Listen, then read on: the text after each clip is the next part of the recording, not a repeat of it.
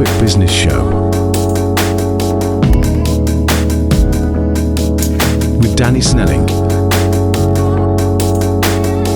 Sponsored by MT Comms. All right, Pippa. Hi. Pippa Redmond. So for those that don't know who you are, which I can't think many people don't know who you are, but yeah, tell us all what we all know you for now, and then we'll start from the beginning. All right, thank you. Yeah, so Mark, my husband, and I run Norwich Print Solutions. We're based at Sapphire House in Roundtree Way, NR7. We do quite a wide range of printed products. So we do the general print. We've got 3 digital printers. We've got 2 large format printers. So we do everything from literally stationery through to exhibition stands. We've also got a very large website for branded corporate merchandise. We're fully kitted out, so everything's done in-house, so very quick turnarounds, which we're quite well known for. Mm-hmm. Certainly known for quick. I think I've rung you on one afternoon, and I've seen you in the morning, and you've presented me with them. So yeah, I think one of the quickest jobs we ever did. We did a roller banner for the Norfolk Constabulary within 2 hours. Wow! Printed and delivered. Wow! In Wyndham, so incredible. It was pretty quick. Yeah, on quick.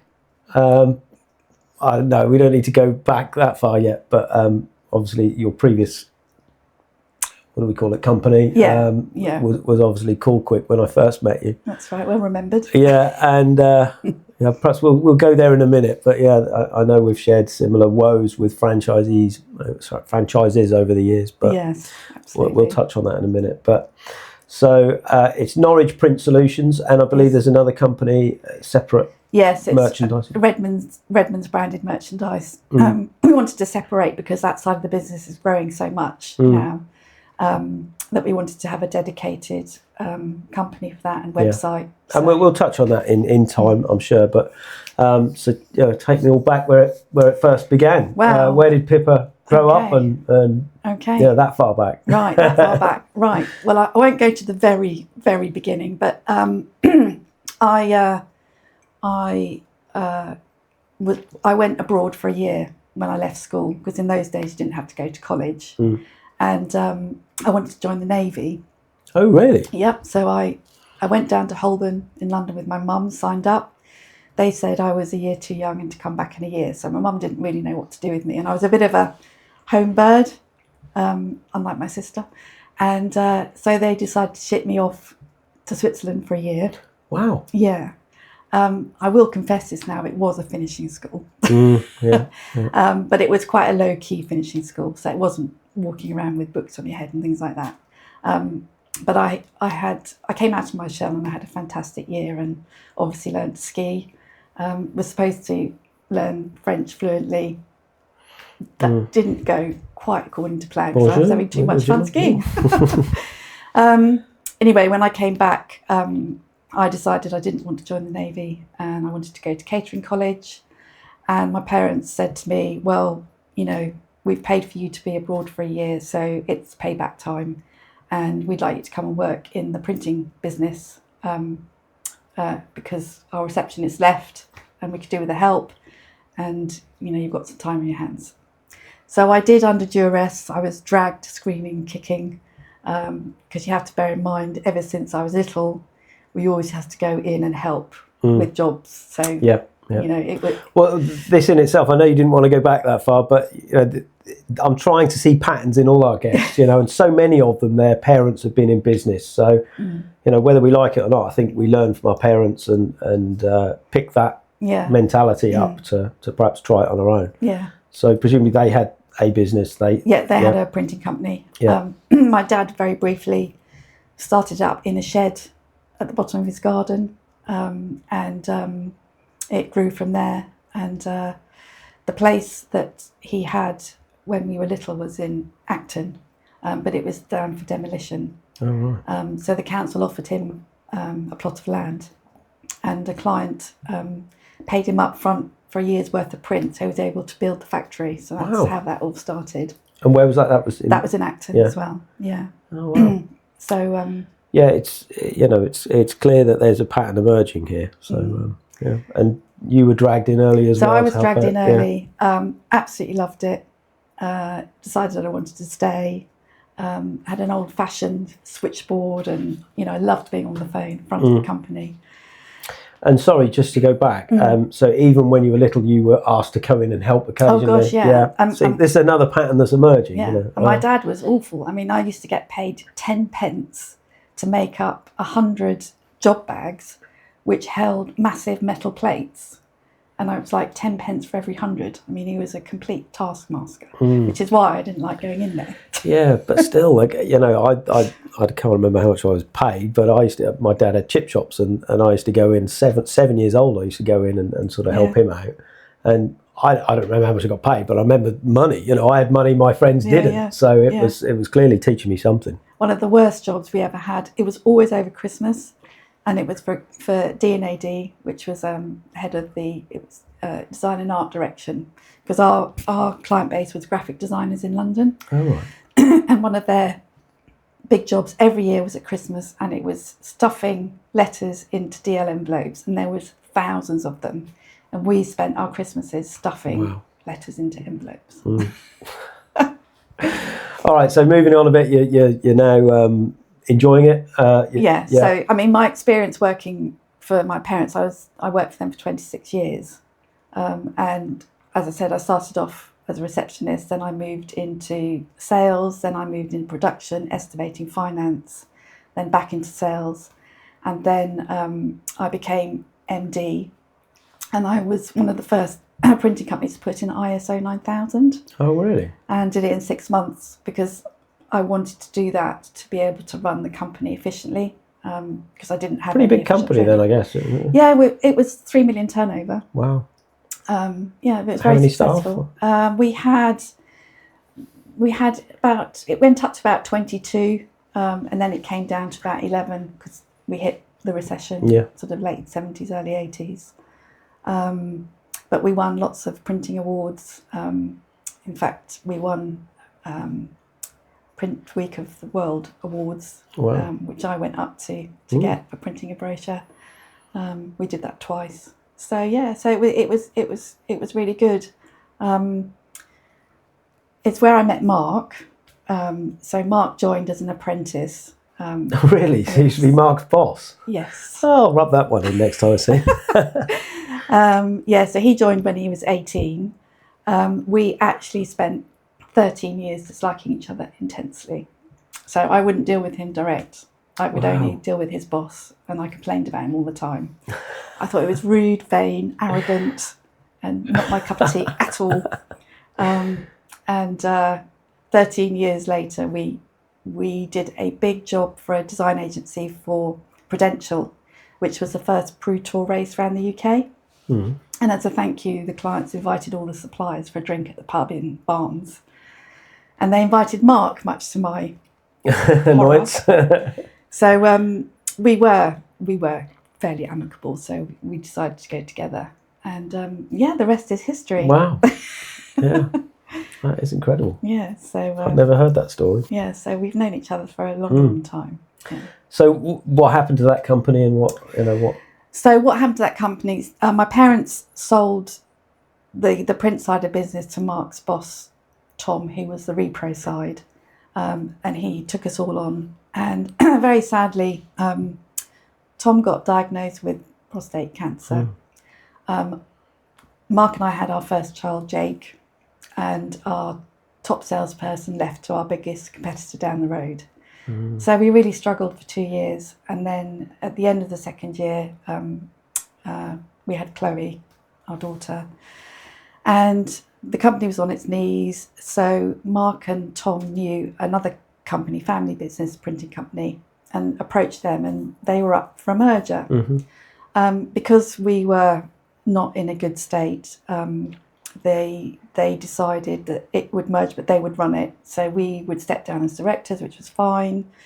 The bank, who was HSBC, wanted us, Mark and I and Tom and Brenda, who's Tom's wife to put in £10,000 each to prop the company up so that they would support it, which we did. And 9 months in, they turned out to be a couple of crooks. Who? The people who took us over. Oh no, the other business. Yeah. Oh. They stripped the company. The father disappeared to New Zealand without telling anybody. Oh God. And the son stripped the company of everything. And Mark, I went into work on a Friday and I couldn't get hold of Mark, couldn't get hold of anybody. And he'd gone in the night before and he'd removed everything of any value. And he closed it, he turned the phones off, the computers off. And even when we went into the administration's meeting, we got invited to the wrong one on purpose. Oh my but goodness. we sussed him out, so we went to the right one. They couldn't account for £90,000 on paper, so you can imagine how much he really took. Yeah. But it was small fry, so nothing was ever done about it. And in fact, Mark, how we found out, because Mark got a call from I think it's from HMRC or whatever. You know, you can apply for unemployment benefit. Mm-hmm. Mark said, "No, I'm employed." And it turned out that they hadn't registered all 11 of us as employed with the company. Oh my goodness. Oh, they're absolute crooks. So Mark and I left 2 small children. We sat outside the car, outside Vodafone in Chiswick for 2 hours, waiting to get 2 mobile phones. Quite a large mortgage in London, as you can appreciate. Had enough of the print, to be quite honest with you. We toyed with going to work for other printing companies. But that's when a friend of Mark's, his best friend actually, who owns Call Quick in Ealing, said, go and buy a franchise. Go and do that. Sorry, so Mark's friend owned another franchise, Yes, not the franchisor. No, Yeah. Exactly. Yeah. So that's what we did. And Call Quick were looking to open up in Norwich. Mark's family sort of all moved up to Norfolk over the years. And we thought, better life for us, better life for the kids. So we sold the house. We bought the franchise, which I think at the time was about 140,000. Oh my goodness. Yeah, it's a lot of money. Wow. A lot of money. Yeah, a lot of money.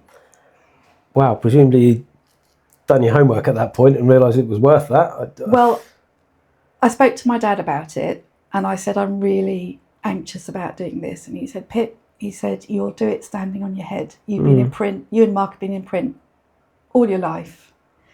This is going to be so much easier because the systems and processes. The systems in process, yeah. it's going to be set up for you. Your client base is going to be completely different. It'll be a lot easier. I love graphic designers, but the London agencies can be really tough, and you are treated as a supplier. You don't get much communication. If you ring up and say there's a problem, that's a bit of a no-no, which is obviously very unlike Norfolk. Completely opposite. So Dad said, don't worry, just do it. You will make a big success of it. So we did it. But the franchisor, we didn't know. We were the last centre to open. They were going down the pan, so they didn't implement the things they should have done. And in fact, no one knew we were opening, so it should have all been done 3 months before we opened. So no one knew we were even there. So as you can imagine, we didn't know anybody.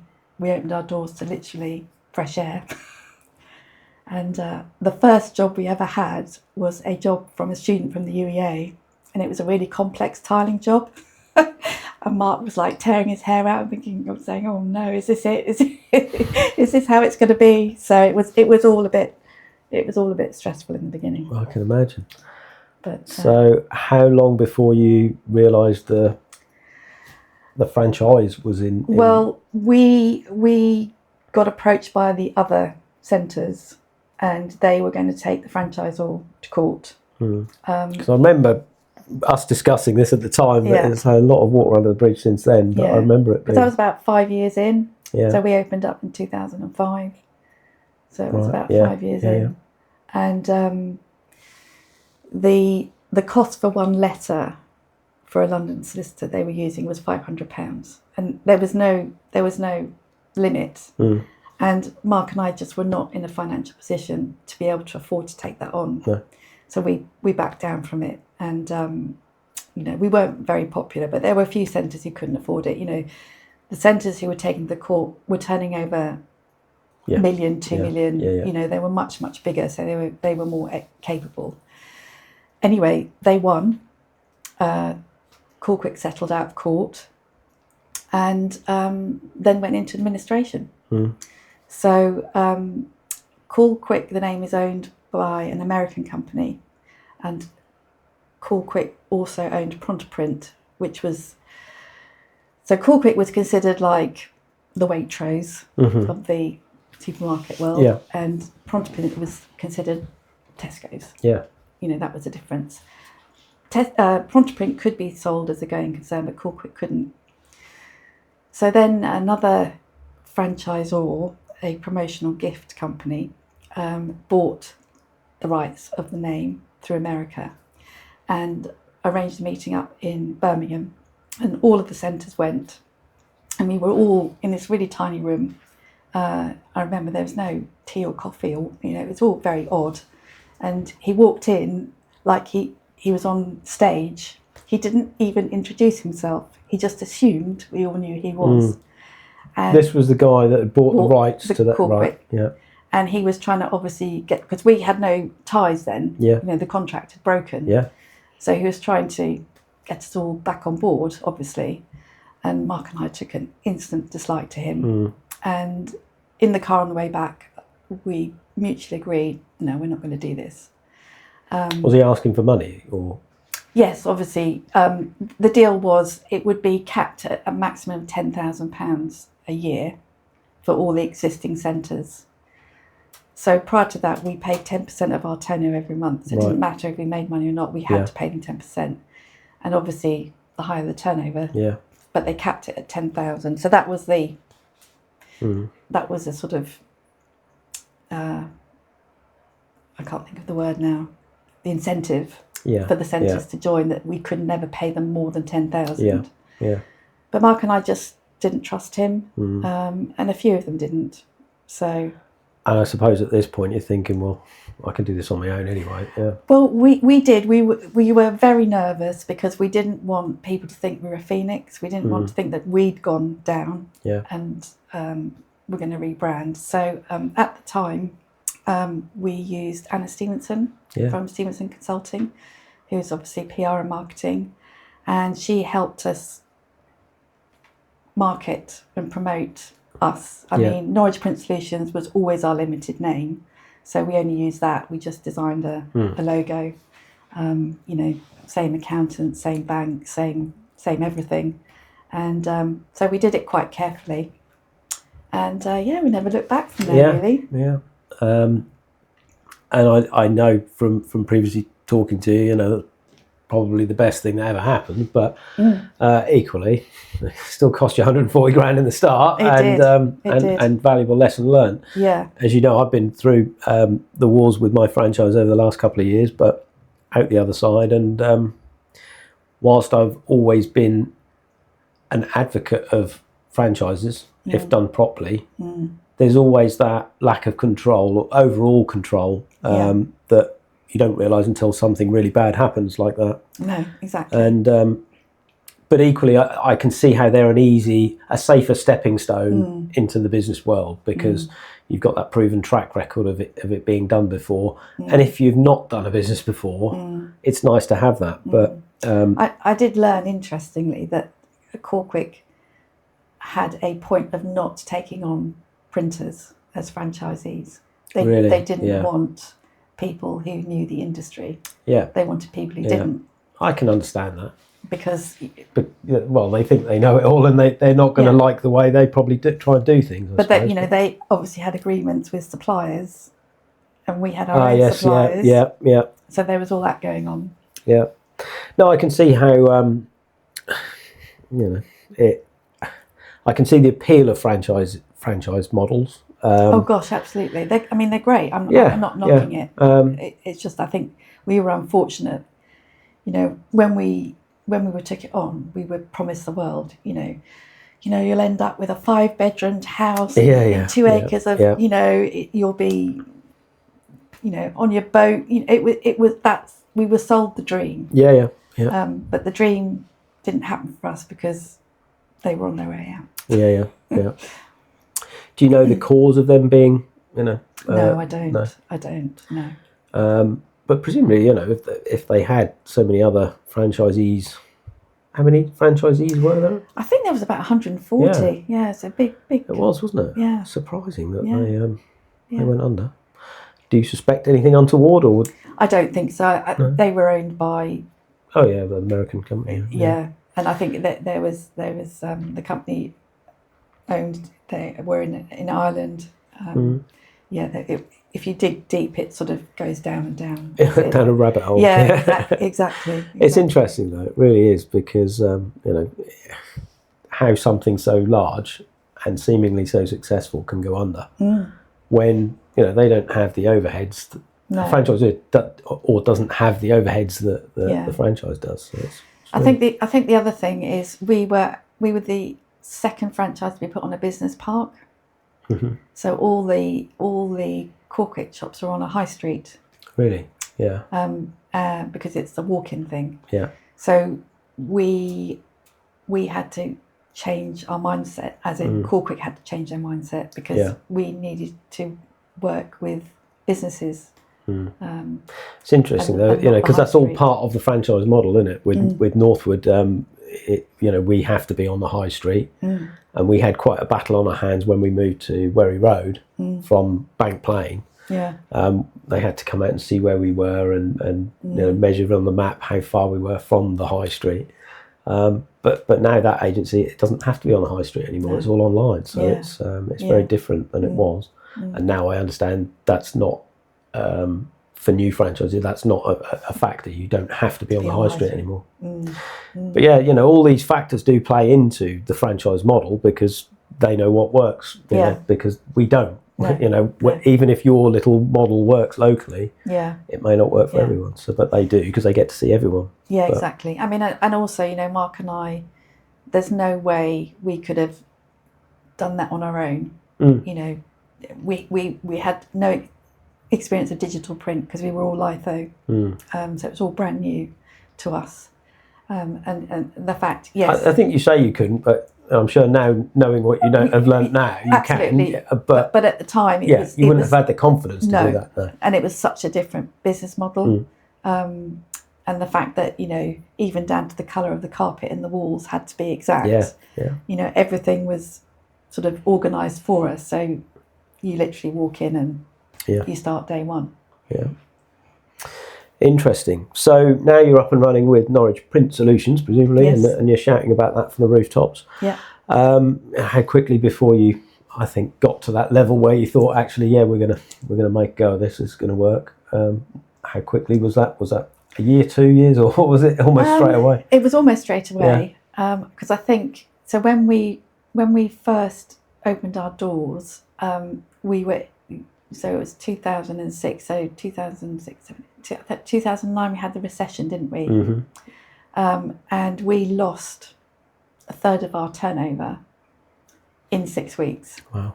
So we did a lot of work for Norfolk Constabulary, and they had all their marketing budget cut. Our other big client was Zip Heaters out in Dereham, owned by an Australian company. Marketing budget cut.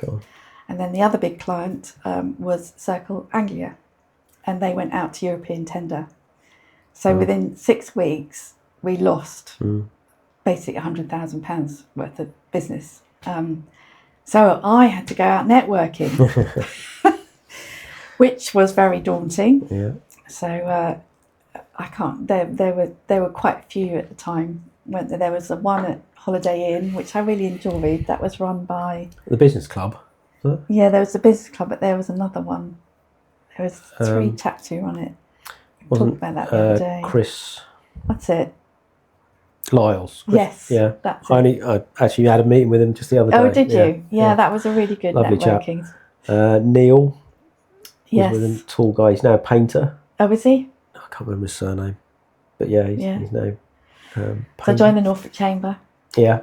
And you've been in all along, haven't you, Chamber? I've been in and out. Yeah. I've been in and out. Yeah. Yeah. And, obviously, Victor, I had Victor in the studio. I can't remember if I've published the episode yet, but I had Victor in here last week and just published that, I think. Yeah. But that's changing. I think the Chamber is changing for the better, I think. I've recently sort of become interested in them again. Yeah. I had a bit of a not bad experience, but when I first joined 10 or 12 years ago, I just felt bombarded by their members trying to sell me stuff. But they do appear to be very different and perhaps more aimed at the smaller business than they once were. So that's worth looking at again, I think. I think so, because I struggled with. I don't think the Chamber are very good at introducing people and looking after their members at networking events. Yeah. So it's quite daunting walking into a room of people you don't know, and standing there thinking, right. Yeah. And you should be having someone come up to you. Hi Pippa, nice to see you. Let me introduce you to so and so. As we do with BNI. Yeah. And that, of course, is where we first met, wasn't it? It is many years ago. Probably 2009, 2010. But it's I think a lot of people, it's not for them. No. And it's not for everyone, that's for sure. No. But I always say there's far more to it than just the business and the referrals. We meet friends and lifelong friends, and there's just that help and support network around you. Yeah. That is invaluable. You can't put a price on a lot of that, and it's very. Well, I think I've been member of BNI. I don't know, 14 years. I had a couple of years off, but for me, in lockdown, BNI was my lifesaver. Absolutely, on a Friday morning on Zoom, sitting in my study at home, thinking it's the end of the world. Yeah, exactly. Yeah. It's so true, though. It is, just that period of time, to have those connections to the outside world. And, well, you're not alone, and the point is, we were all going through the same thing. Yeah, and it's just, And I think you and I, neither of us got the grant. Because it was serviced officers or whatever. Yeah. And just being able to share that experience as well. Yeah, exactly. Was invaluable. Yeah. So how's the journey been, I guess, since that all happened, and what works for you, what doesn't work for you, what have you tried, what what are your best clients, those sorts of questions. Yeah. Well, I think it's been a really lovely journey. I think Mark and I absolutely love dealing with our clients because we have a really good relationship, and it is all about working together. So our clients tend to stay with us, and we've had clients for many, many years, people like the police. We have lovely clients like Perenco, and a whole host of different industries, which it's lovely for us because we get to deal with all different kinds of work. So it's very mixed. You wouldn't want to be doing the same thing day in, day out. No, exactly. No. Yeah. So we do a lot of work in hospitality and tourism, the finance, and we're doing a lot more large format work, exhibition work, which again is really exciting. So very mixed bag of clients. Yeah. I mean, I suppose a lot of people's perception of print is that it's going to be gradually less and less, but either you're taking more market share or that's just not the case. No. What's your view on it? And of course you still need, things, don't you? But you do. The volume of certainly the volume of print we're printing in the office is less. Yeah, absolutely. But I think two things really. So I am over 60, and when I was 18, I went to a British Printing Federation meeting in Paddington. And the topic of the the talk was, is there a future in print in 10 years' time? Yeah. And I remember saying to my dad at the time, well, thanks a lot, Yeah. let you join the business, and then there's no future in print. Yeah. There'll always be a future in print. Yeah. You just have to look around you. The labels on your And jars diversify. and tin. And look for new things. And people, they do like to touch and feel. And if you can pick up a brochure or a magazine or a newspaper, that gives a lot of people much more satisfaction than looking at on a screen. Most of us look on a screen all day long. Yeah. And you can pick it up whenever you want, you can put it down, so I think there'll always be a future in print, but you're totally right, the volume is going down and down, and that's where digital print is fantastic, because there's no minimum run. There's no setup charges, so you can print a few copies, you can change it, and then so it's very, very flexible. Yeah, and diversifying. Just finding other ways, like the merchandise, like the which is what things. we've done. Yeah, exactly. Yeah, so the large format again, because there's always new substrates coming on board. There's endless things you can do on the large format. You can print on fabric, you can print on vinyl, you can print on poster paper. You can, it's so flexible. Yeah, and equally, there's a never-ending supply of merchandise that you can print on. It never ends. Well, that's our next acquisition will be a machine that will allow us to, because at the moment we deal direct with UK and overseas manufacturers. Got it. Yeah. So when we first started doing this, we had a middleman, and 2 years ago, when we started at Redmond's, we got rid of the middleman and we started to go direct because we could be more competitive. Yeah. And it is a world in itself, and you have to learn it. You just don't go in, because it's you can make expensive mistakes if you don't know what you're doing. So we took our time, and that's gone really, really well. But where we lose the flexibility is quantities and turnaround. So if someone wants 10 pens for a meeting tomorrow, we can't do that. No. But if we get the kit in-house, which we hope to do this year, then we'll be able to offer that. So again, we'll be super, super flexible, and that'll be mugs, notebooks, Presumably, though, there is a cost what they call the word I'm looking for. No. Obviously, the fewer the number. Well, potentially, but not really, because we would keep stock. So yes, it wouldn't be inflated. No. No. Interesting. So what's next?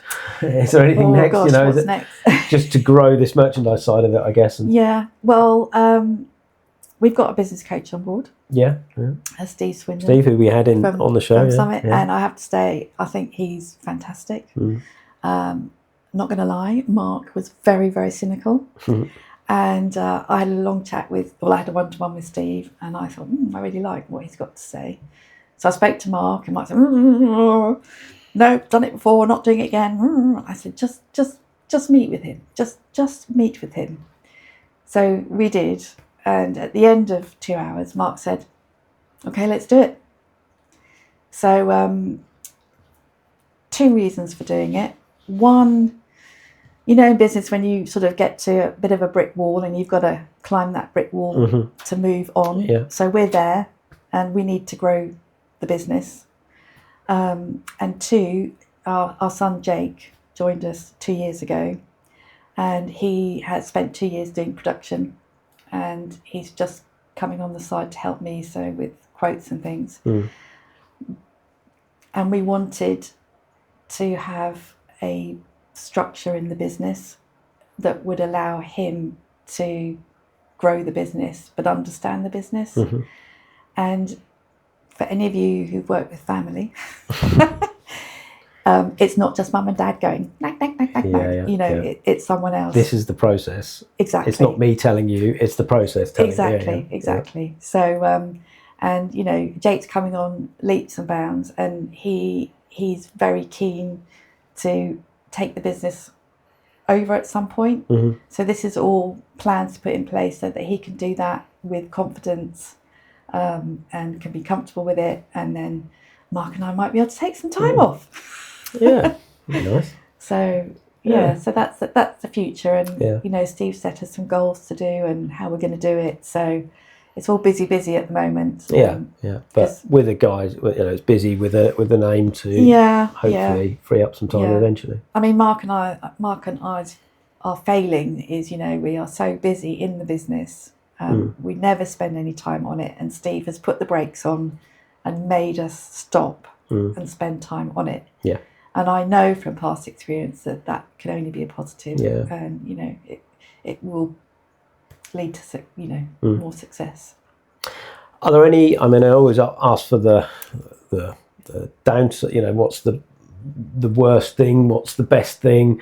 But we've kind of already touched on two or three quite challenging parts of your business life. Yeah. Is there anything that stands out as being the best bit, the best, or is that still yet to come when you hand over the reins? Or Potentially. But I mean, I suppose. I mean, we love what we do. My dad was in print. His father was in print. His father before was in print. Wow. It is through the generations. In fact, my father was in a band, and he played the drums. And he and the band used to go around pubs, and they got approached by the manager of the Rolling Stones. Wow. And he wanted to take them on.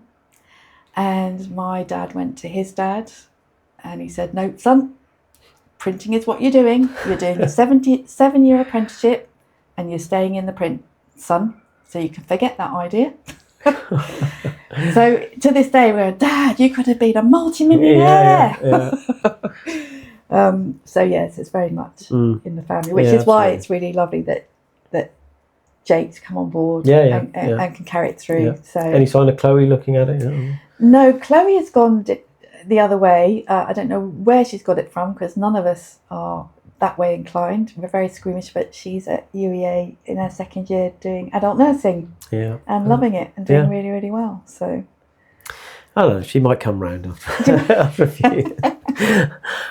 But any high points stand out. It could be picking up the award when you were younger in the family company. I don't know. Is there anything that stands out as being this is really a high point? I suppose that when we won the award at Printing World Awards, which was at Grosvenor House, with 400 people, it was very special. Yeah, I can imagine. And they played Tina Turner's "Simply the Best." Yeah. And Carol Vorderman presented me the... Oh, wow.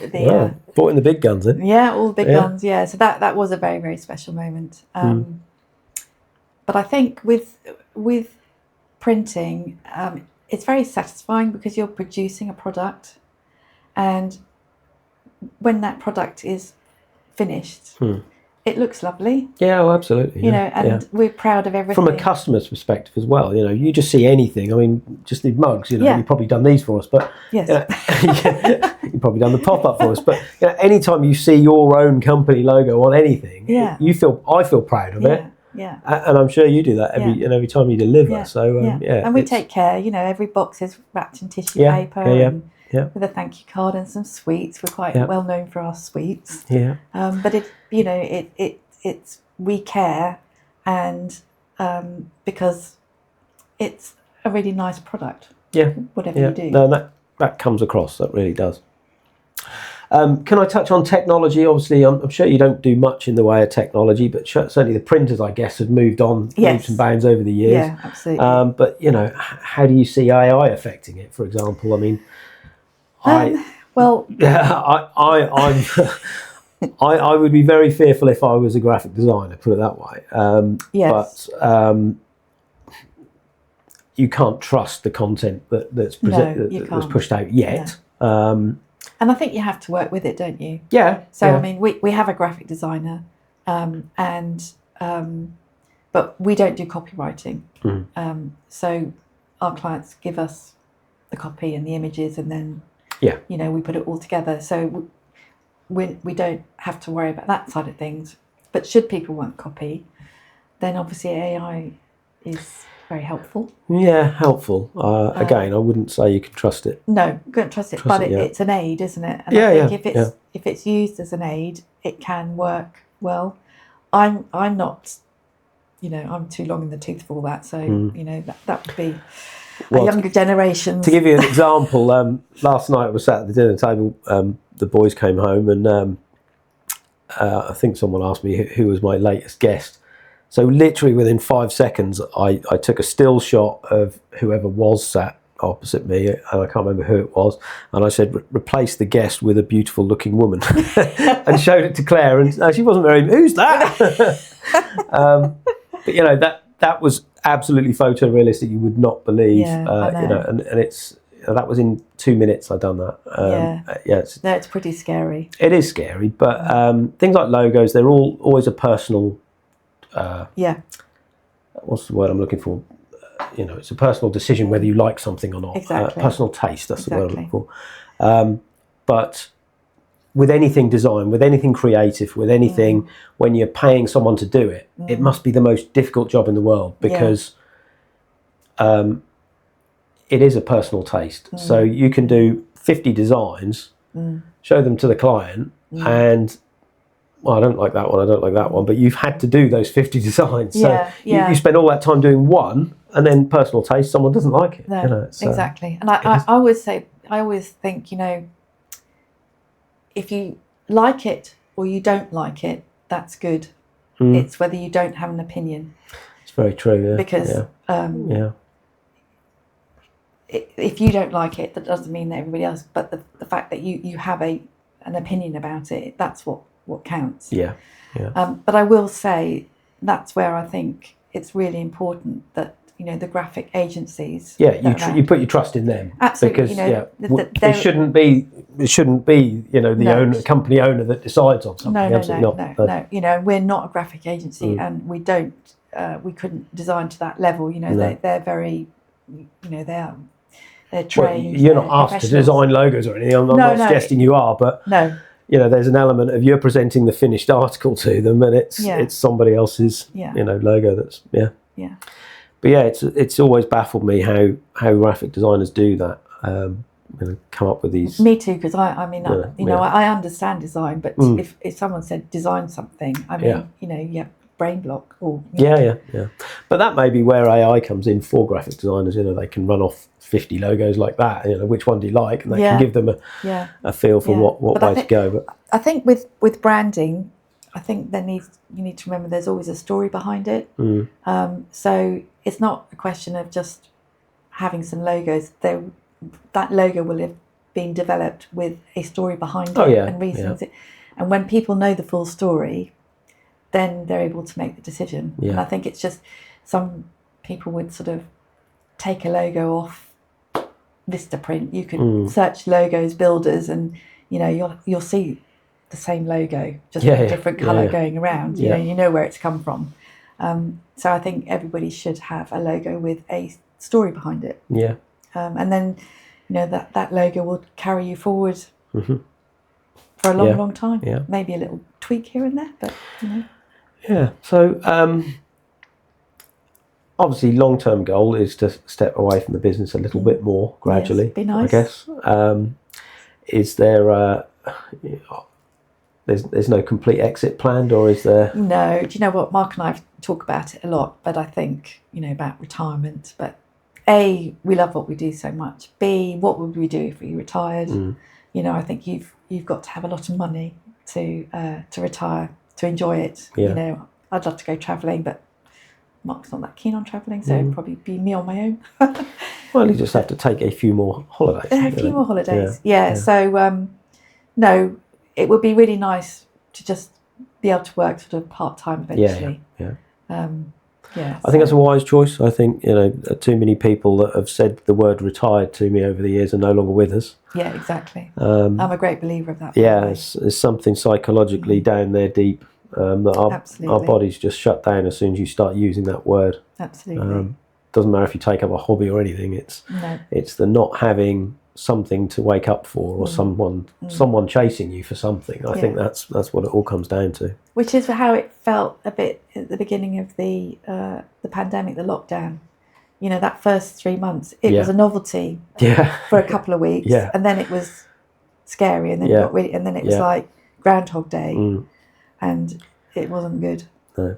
I have to say, for me, entirely different experience. It was the best 3 months of my life. I think it was just having family round me, getting to spend time with them. It was a novelty for me because I didn't really get to do that, and it actually made me reevaluate life in general and what's really important, I suppose. Yeah, I mean, it was, but obviously I didn't, thankfully, lose anyone I close. No, likewise, we're very lucky. So I can say I enjoyed those times, but yeah, it wasn't great for a lot of people. And so I remember on that Monday, the 23rd of March, and Mark and I went to work separately, and the roads were completely dead. Yeah. And we went to work thinking it'll be okay, and there was nothing, no emails, no phone calls, absolutely nothing. Yeah. So we went home and just sat there and thought, oh my goodness, this is really happening. I said, no, a couple of weeks, it'll all be fine, we'll be back. But we were very lucky because the penny didn't drop straight away. And in fact, it was a client of ours who rang me out and said, are you doing large format for signs or for COVID signage? Yeah. And I said, no. He said, well, you should be. And I said, you're right. So I emailed every single client individually and sent them a brochure of all the signage that we could do, the 3 meters apart, the floor signs. Did you do 3 meters and then it changed to 2? That's the one. And that saved our bacon.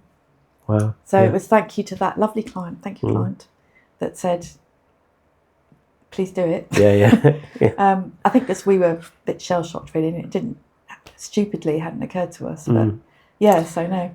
So there must be something. Tell me one thing no one would know about you.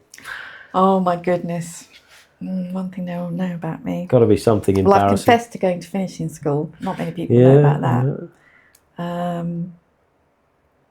If there's nothing, it is. No, I don't think there is really. Oh, I nearly died once. Oh, go on, tell us this one then. So this was in Switzerland actually, and we were skiing on top of a glacier, and we were not allowed to wear anything shiny because if you fall, you will just keep falling. So none of us were wearing any shiny coats. It was all. I remember that vividly. I'm not sure what the shininess would have. No, apparently, I remember. I guess slippery, more slippery. More slippery. Got it. Yeah. So, but anyway, I was standing there minding my own business, and my friend Tina lost control and crashed into me, and I lost my balance, and I went sliding off, and I went over the edge of the mountain, and my buckle in my boot got caught on the fence.